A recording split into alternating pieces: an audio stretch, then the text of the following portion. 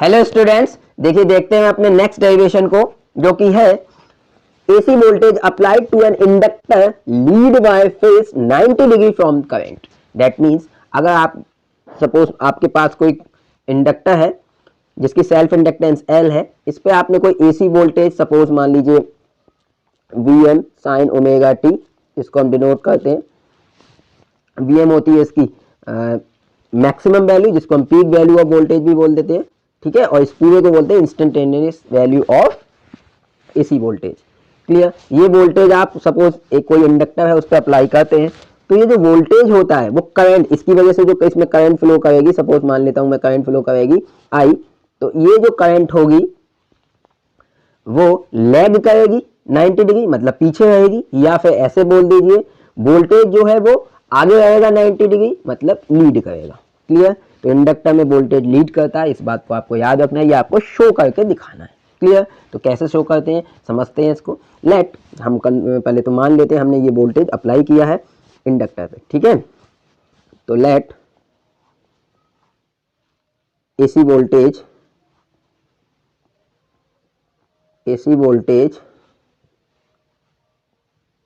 V is equal to Vm sin omega t is applied across inductor. कोई inductor है जिसकी self inductance हमने मान ली L है, क्लियर, उस पर हमने अप्लाई किया है। क्लियर। तो याद रखिए ये हमारा वोल्टेज का एक्सप्रेशन है जो हमने इसमें अप्लाई किया है। अब हम करंट का एक्सप्रेशन लिखना चाहें, क्लियर, तो देखिए कैसे लिखेंगे।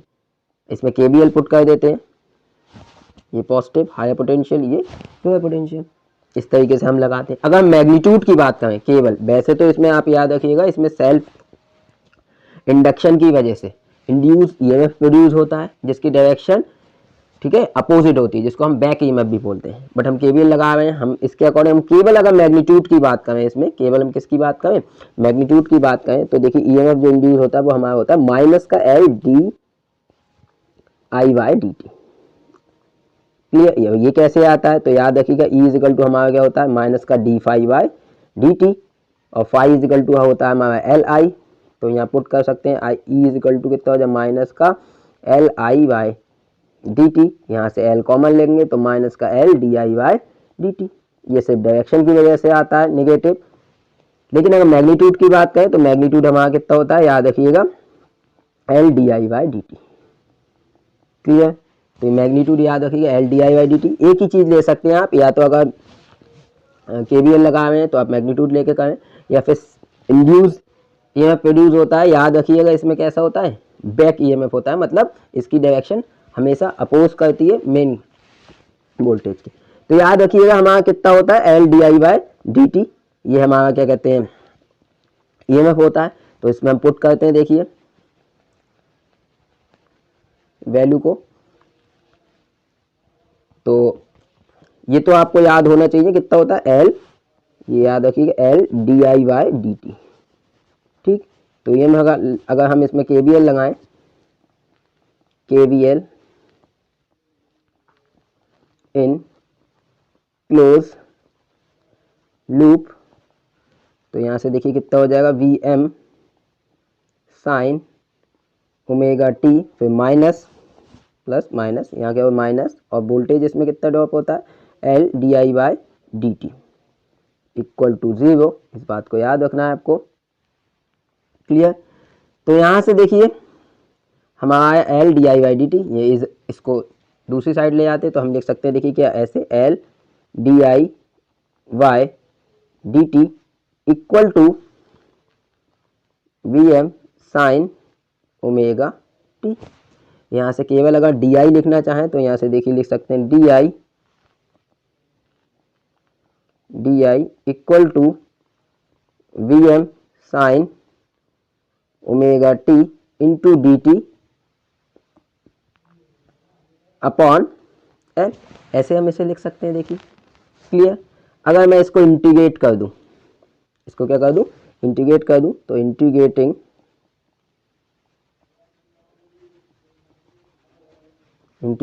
अगर दोनों साइड इंटीग्रेट करूं तो यहाँ देख सकता हूँ, देखिए डी आई और इधर इंटीग्रेट करूँ तो देखिए कितना हो जाएगा, V M upon L sine omega t into d t. Clear.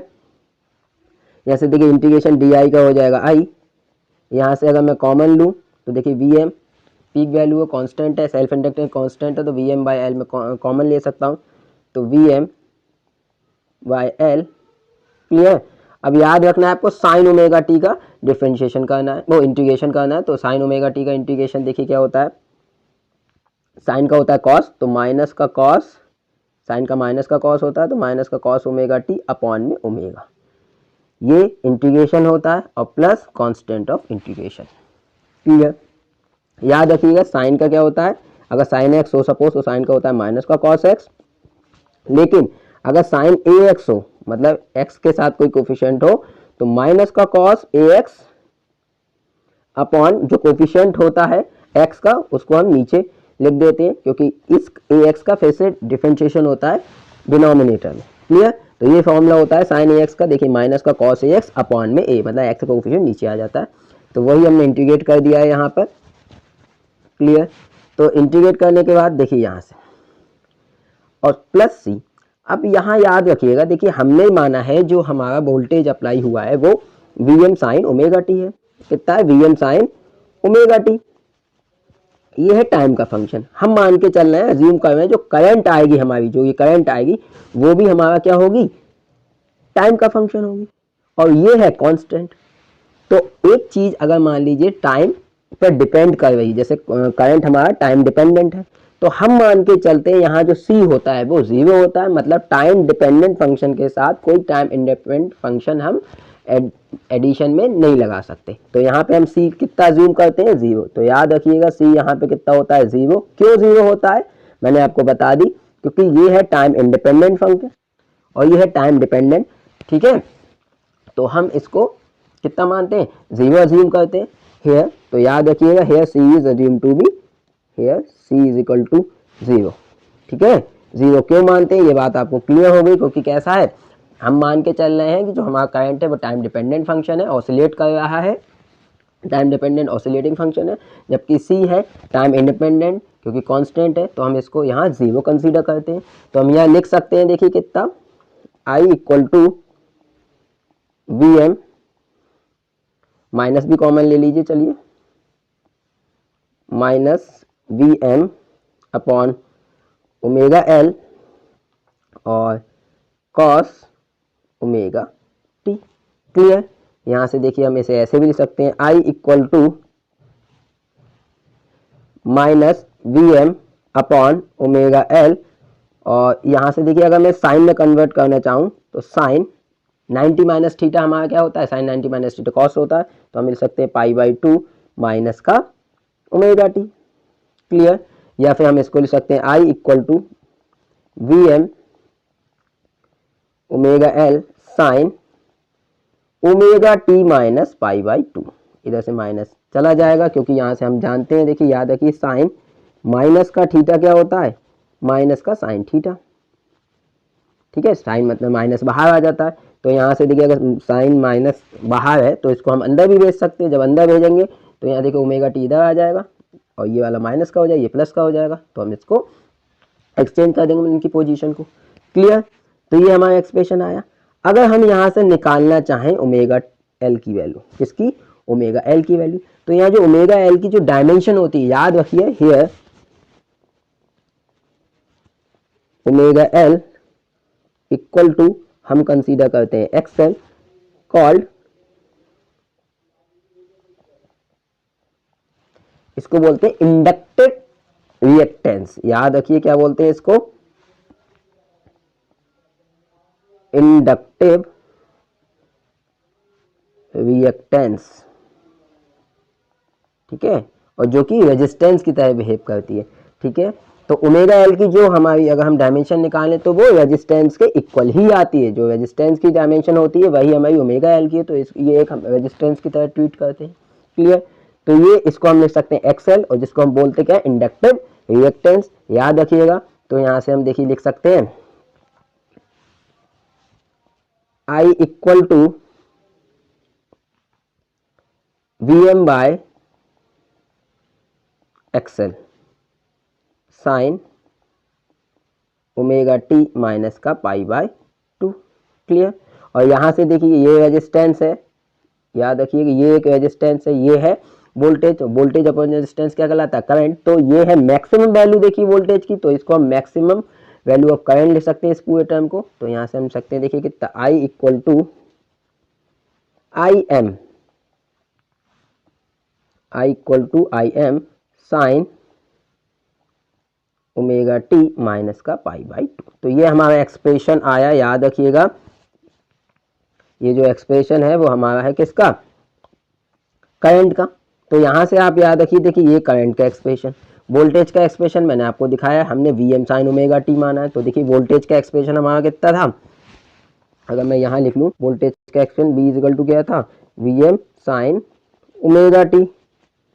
तो यहाँ से अगर मैं देखूँ दोनों को कंपेयर करूँ, देखिए तो यहाँ देखिए आप ये है फेज इसकी ओमेगा टी और इसकी कितनी? ओमेगा टी माइनस का पाई बाई 2। तो देखिए करंट कितना 90 डिग्री पीछे है, यहाँ से साफ साफ क्लियर हो गई। वोल्टेज क्या है? आगे है, इसमें माइनस का पाई बाई 2 हो रहा है। कंपेयर करें अगर दोनों में तो देखिए जो करंट है वो हमारी 90 डिग्री पीछे चलती है इंडक्टिव सर्किट में, और वोल्टेज क्या चलता है? आगे। तो आप ऐसे बोल सकते हैं current lags by 90 degree from voltage, या फिर ऐसे बोल सकते हैं voltage leads by 90 degree from current. Clear. Phasor diagram देख लेते हैं। देखिए फेजर डायग्राम ये दिखाते हैं यहाँ पे, मतलब 90 डिग्री पहले वो मैक्सिमम हो जाएगी या फिर मिनिमम हो जाएगी। देखिए यहाँ से देखते हैं, ये हमारा पल्स मतलब ये हमारी वेव डायग्राम है। यहाँ देखिए फेजर डायग्राम। वैसे तो देखिए आप जनरल अगर हम देखें t इजिकल टू 0 पर, तो हम फेजर डायग्राम ऐसे बना सकते हैं। अगर सपोज हम मानते हैं करंट हमने इधर लिया, आई इधर लिया, ठीक, तो ये सिंपल वाला आप ऐसे बना सकते हैं। तो वोल्टेज इससे लीड करेगा 90 डिग्री, तो आप इसको वोल्टेज को ऐसे लिख सकते हैं। क्लियर। तो वोल्टेज याद रखिएगा 90 डिग्री क्या करेगा? लीड करेगा इंडक्टिव सर्किट में। ठीक, तो ये हो गया। और या फिर आप इसको इस तरीके से बना सकते हैं, अगर वोल्टेज आप इधर ले रहे हैं तो करंट क्या करेगा? लैग करेगा 90 डिग्री, तो नीचे रख सकते हैं। तो ये दो सिंपल वाले फेजर डायग्राम है, आप ऐसे बना सकते हैं। या फिर किसी पर्टिकुलर इंस्टेंट आप बनाएं, ठीक है। ओमेगा क्या होता है हमारा? Theta by T. यहाँ से थीटा निकालें तो ओमेगा टी हो जाए। तो पर्टिकुलर इंस्टेंट पे मतलब किसी एंगल पे आप बनाना चाहें तो यहाँ जैसे एनसीईआरटी में दिखाया गया है आप ये भी बना सकते हैं। तब हमने किसी पर्टिकुलर इंस्टेंट पर देखिए वोल्टेज ये दिखाया, तो इससे पीछे 90 डिग्री करंट रहेगा, तो ये 90 डिग्री हमने क्या पीछे को दिखाया। क्लियर। मतलब नीचे बनाते हैं आप एरो लैग के लिए और लीड के लिए ऊपर बनाते हैं। तो पीछे दिखाया करंट लैग कर रही है वोल्टेज से, तो इधर को दिखाया। ठीक, ये पर्टिकुलर इंस्टेंट पे यहाँ देखिए अगर वोल्टेज, ये वोल्टेज की है वेव और ये किसकी है? डॉटेड वाली करंट की।